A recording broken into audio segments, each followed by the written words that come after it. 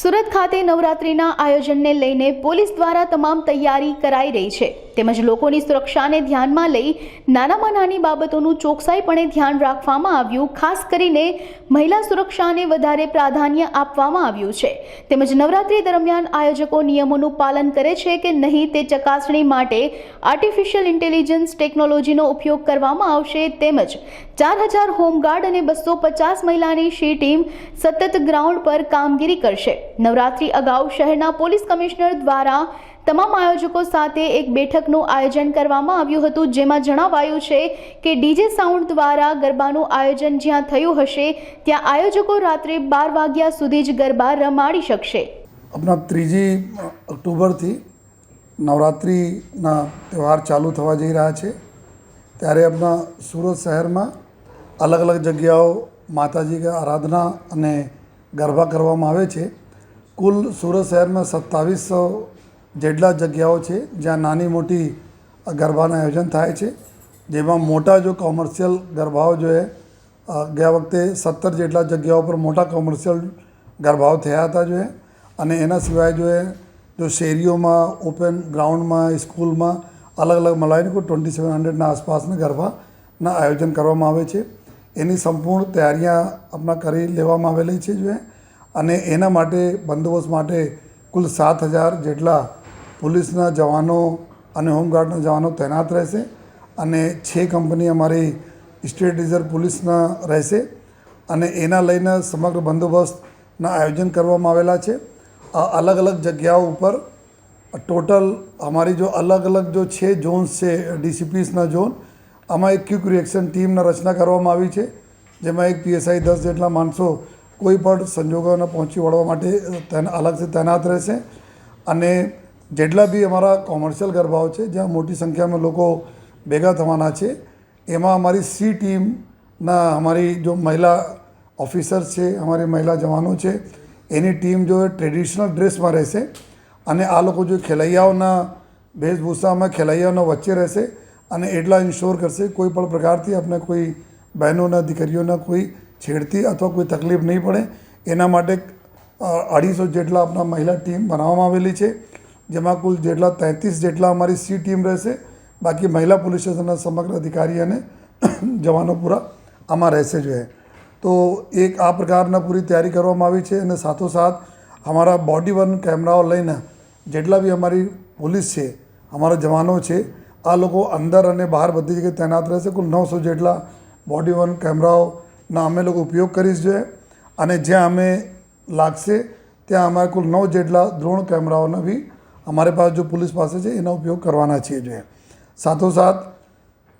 જેટલા બી આયોજકો સાથે બી ગઈકાલે મિટિંગ થઈ હતી આયોજકોને બી ઘણા બધા સમજ કરવામાં આવી છે જેમાં ખાસ કરીને રાજકોટમાં ટીઆરપી ઝોનમાં જે રીતે દુઃખદ બનાવ બના તો એના જ ધ્યાનમાં રાખી અને ગવર્મેન્ટના સૂચના અને નામદાર કોર્ટના સૂચના અત્યારે તો બધા સૂચનાઓનું પાલન કરવા માટે જેમાં ખાસ કરીને ફાયર પ્રૂફ તમામ મટીરિયલ યુઝ કરવામાં આવે અને ફાયર એક્ઝિટ્સના અલગ અલગ જો એક્ઝિટ પોઈન્ટ હોય છે એકદમ એના ક્લિયર આમાં જોઈ શકાય આ પ્રકાર જો રેડિયમના લાઇટવાળા જો એક્ઝિટના જો બોર્ડ લગાવીને એક્ઝિટ રૂટના જો દર્શાવવામાં આવે અને જેટલા બી એક્ઝિટ રૂટ્સ છે આ રૂટ ઉપર કોઈ પણ પ્રકારના વસ્તુઓ યા કોઈ પાર્કિંગ નહીં રહે જેથી ઇઝીલી લોકો નીકળી શકે આ પ્રકારની બી ત્યાં સુવિધા કરવામાં આવી છે। સાથોસાથ જેટલા જનરેટર્સ હોય છે આ જનરેટર આપણા ડોમ યા મંડપ યા જો સ્થળ છે એનાથી દૂર જાય જોઈએ આ વ્યવસ્થા કરવામાં આવી છે એના દૂર રાખે એના સટાઈ નહીં રાખે જેથી કોઈ પણ બનાવ બને તો એમાં તકલીફ નહીં પડે। પેટ્રોલ ડીઝલ વગેરે જો બી યુઝ કરવામાં આવે છે જનરેટર માટે આ ત્યાં સ્ટોર નહીં કરે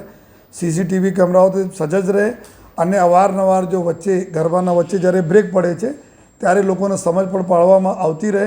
કે in case of any emergency તમારા આ પ્રકારના આ જગ્યાઓથી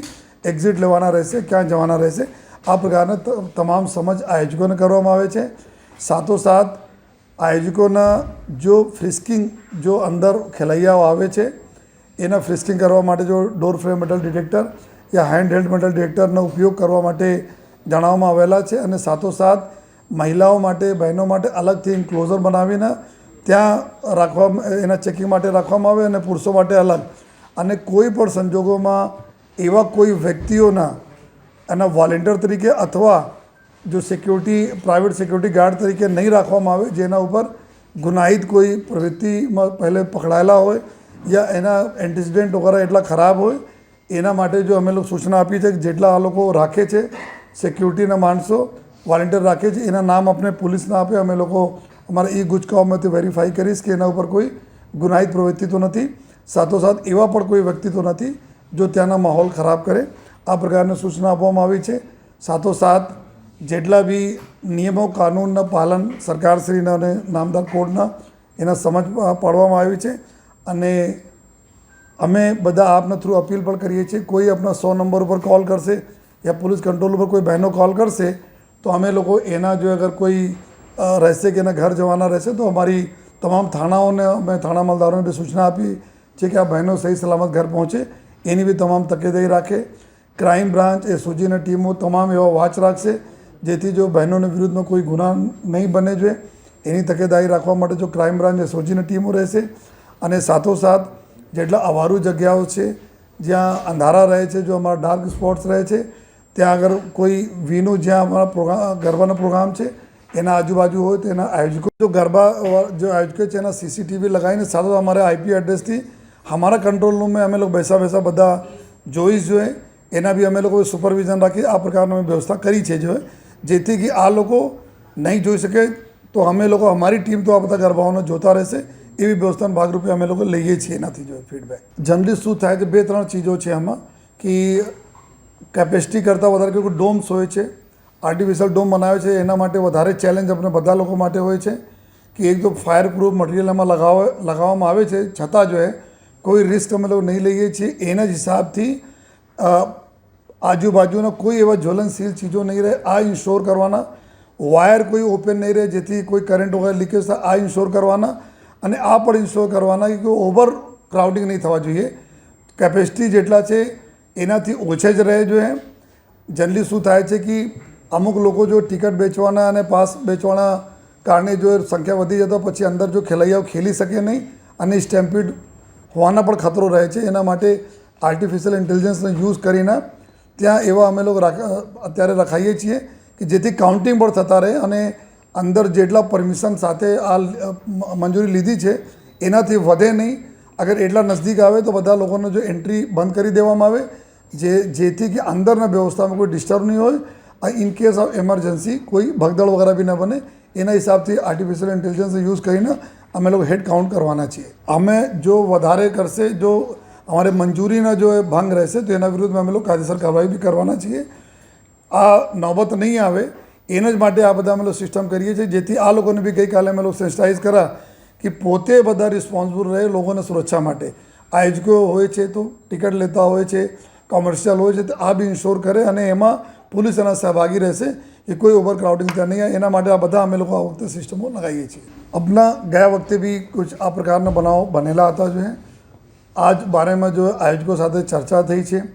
કે કોઈ પણ કાયદા અને વ્યવસ્થા કોઈ હાથમાં નહીં લઈ જોઈએ અને સાથોસાથ આયોજકોને બી આ ઇન્શ્યોર કરવા પડે કે કોઈ એવા વ્યક્તિ બી નહીં હોય. જે રીતે હું આપને બોલા જોઈએ કે તમામ વ્યક્તિઓને પોલીસ તરફ ચકાસણી અને ખરાઈ અમે કરી જોઈએ જેથી કોઈ એવા કે વ્યક્તિ ત્યાં નહીં આવે જો કે અમારે डिस्टर्ब करे, वीनों भी डिस्टर्ब करे, साथों साथ कोई ना